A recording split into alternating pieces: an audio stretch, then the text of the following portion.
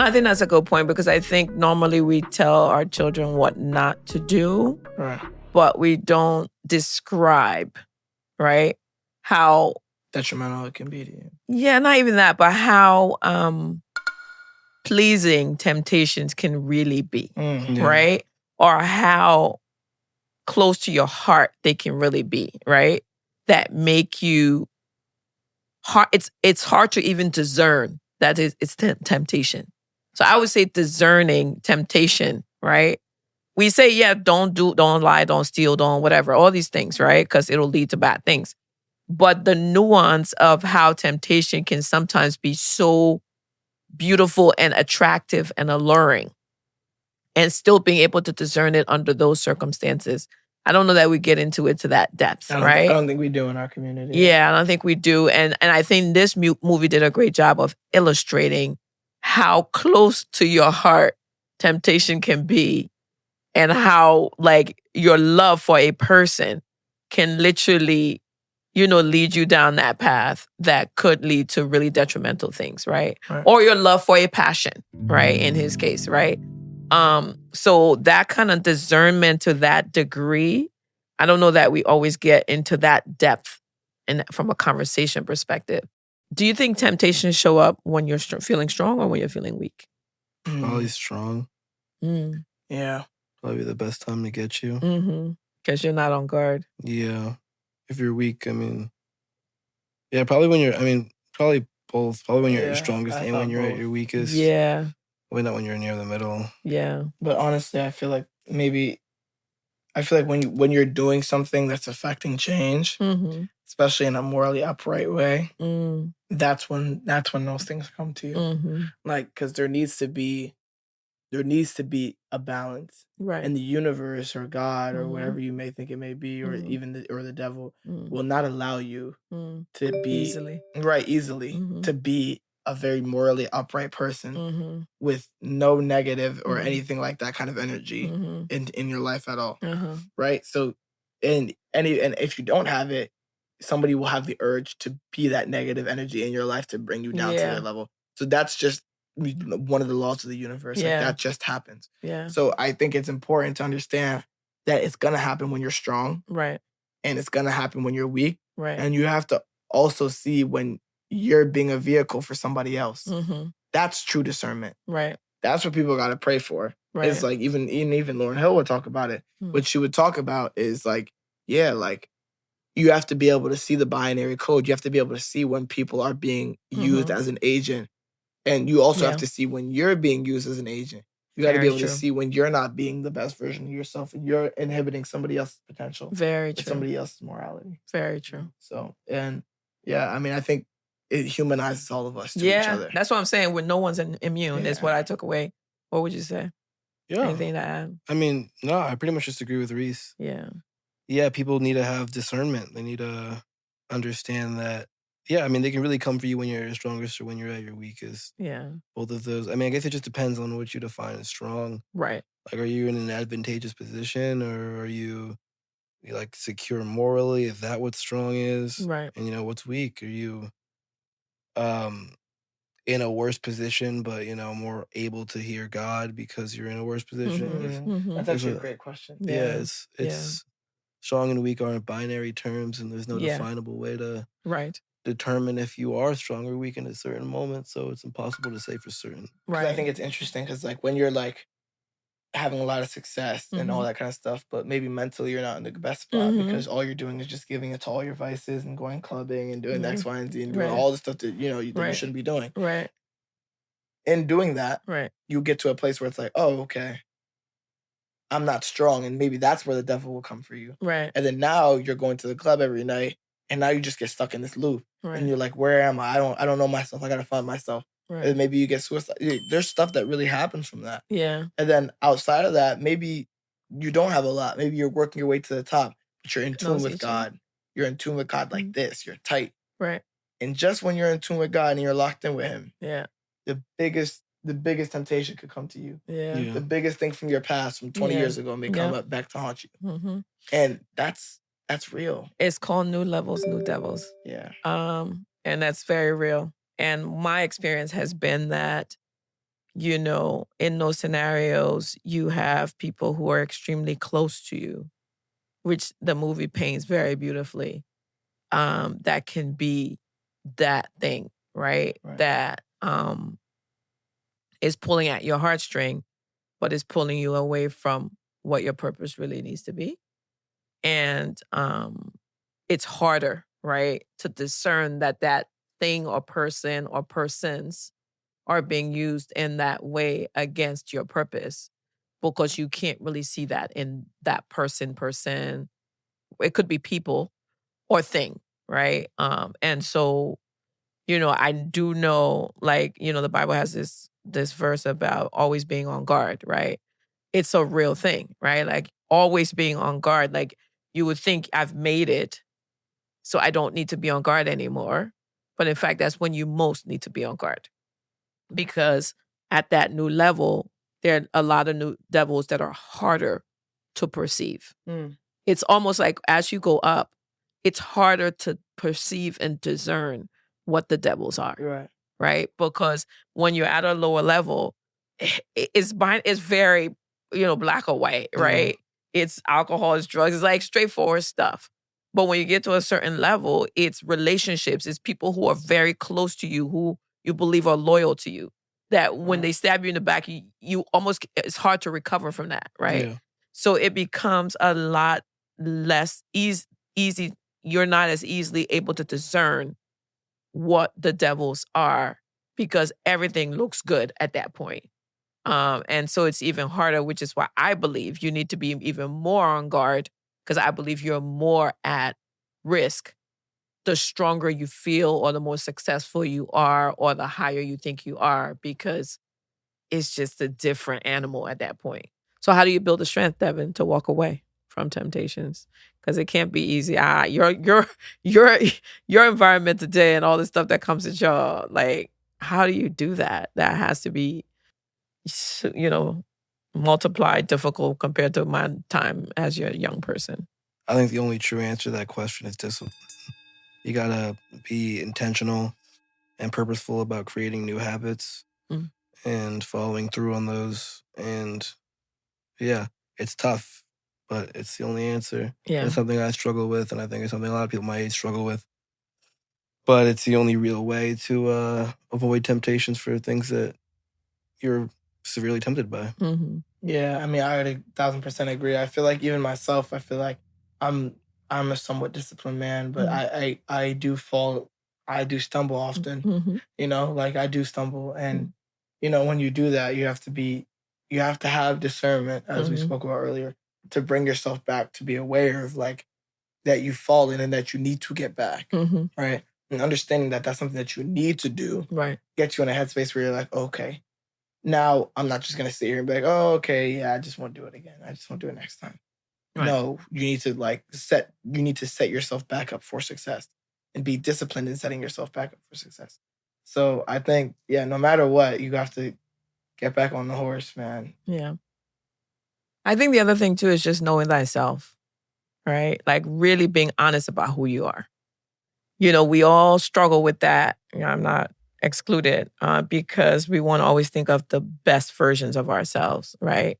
And I think just thinking about what is the part that you struggle with, and that you're insecure about, or whatever it is, and saying this is my thing is, it's so important, right? Because if we can't do that, then we find ourselves in the situations where there's false positives that we can't react when stuff happens, right? So I think first is really knowing thyself and knowing what your vices are, right? Self-awareness, right? And being honest with yourself about what they are, and then working towards discipline in that space and mitigating risk, right? So obviously mitigating risk has to do with praying, in my opinion, first for the help and the strength, and then not putting yourself in certain situations, right?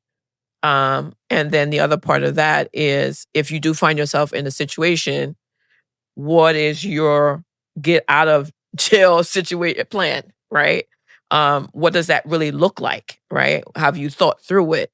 If my vice is alcohol, I may not ever drink, but when I'm getting to that drink that I shouldn't be having, what is my scenario for getting myself out? Is it me thinking about, well, something that happened bad last time, that I don't want to repeat, that, I bring back to my memory so that I don't choose that next drink, right? Or whatever, drugs, whatever it is, right?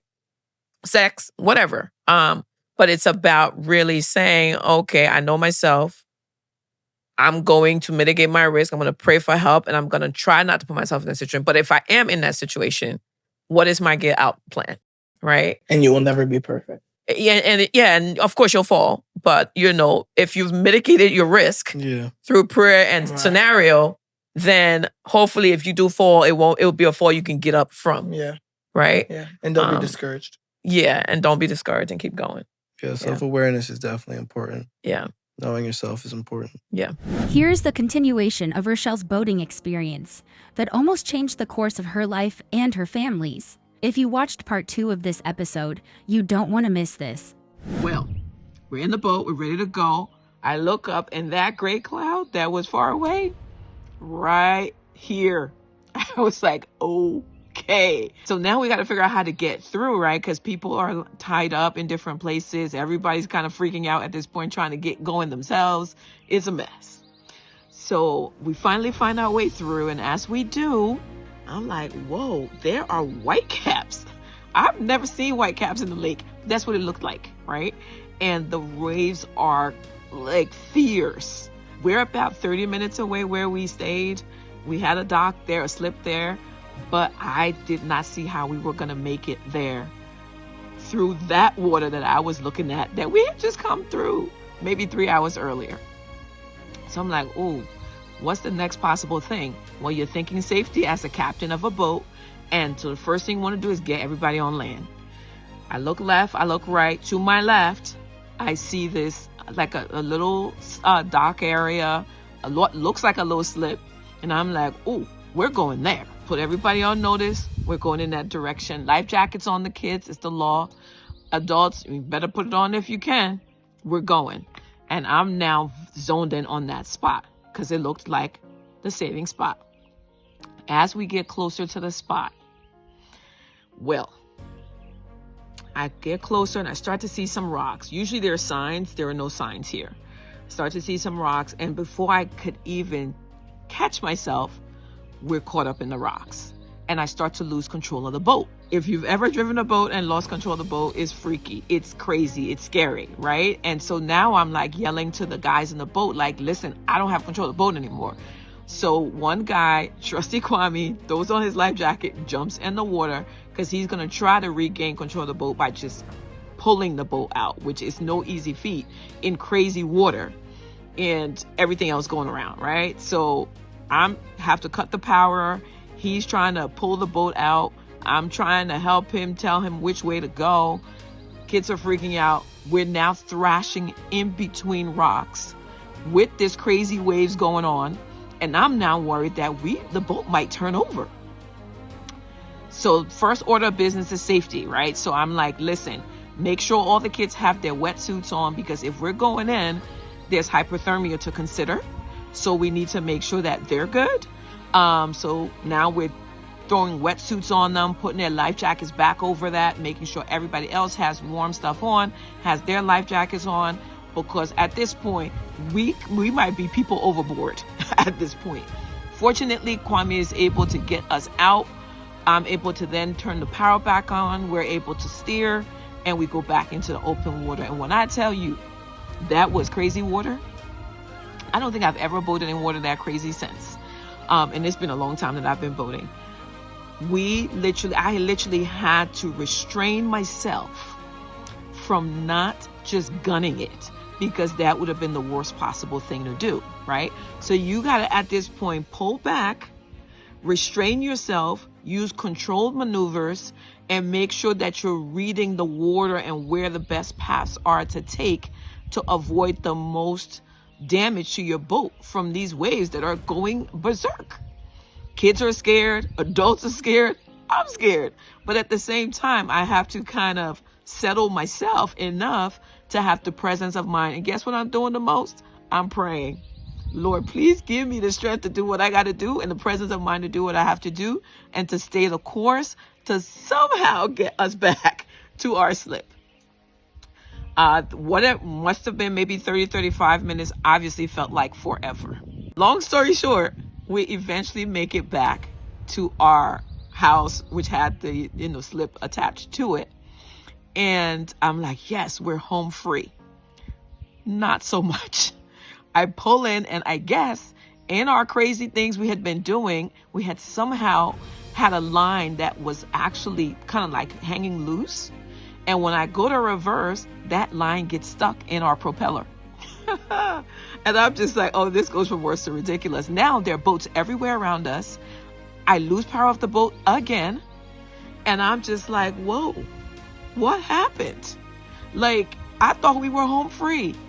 Trusty Kwame drunk, jumps back into the water and literally has to we have like a knife, one of those switchblades on the boat. And he has to literally get that and cut our line. And we then have to jump in the water with him and literally walk the boat over and then tie up before we're able to step onto a dock and be home free. So as I reflect on that and I tell you that story, why do I tell you that story in the context of Sinners, the movie that we're breaking down on our podcast? Well, because there are a lot of learnings from my boating experience that parallel what happened in Sinners. For one, as a boating person, I should be listening to the weather more. I've been told that I'm a little better, but I wasn't back then. One, on me. Two, I should have listened to what the guy told me. I would have left maybe 15 minutes earlier. That could have changed our entire experience.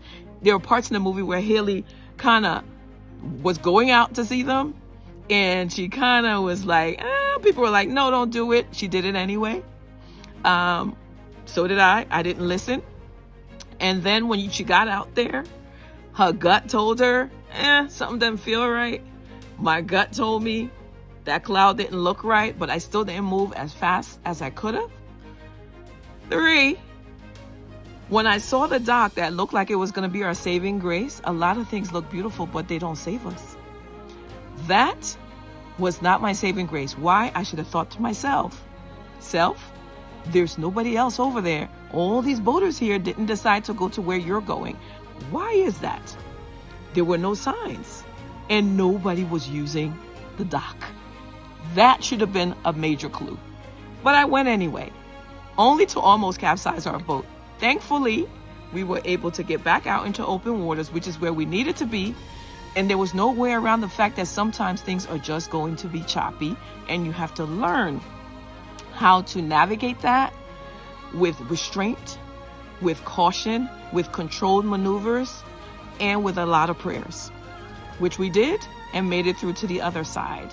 Check us out. What Your Mama Didn't Tell You, the podcast. See you out there.